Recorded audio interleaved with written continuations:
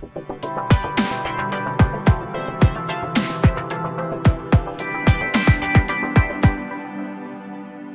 मुरबाड रस्त्यावरती आंबिवली फाटा येथे भीषण अपघात। कर्जत तालुक्यातील कर्जत कशळे मुरबाड या राज्यमार्गावरती शनिवारी 5:30 वाजण्याच्या सुमारास एक भीषण अपघात घडला। कोंडेवाडी येथील हरिश्चंद्र ढोले वय 25 व मालू ढोले वय 48 हे दोघेही कशळेकडून कर्जतकडे निघाले होते।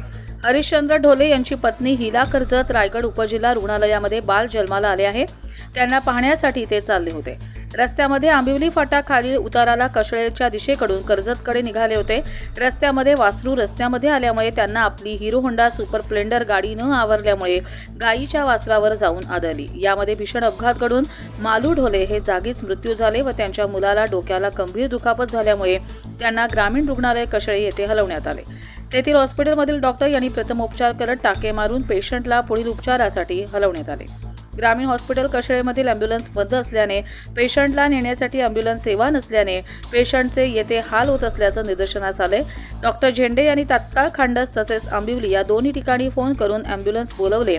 ॲम्ब्युलन्स आल्यानंतर पुढील उपचारासाठी रायगड हॉस्पिटलकडे हलवण्यात आले। कर्जत लाईव्हसाठी रामदास माळी, कशळे।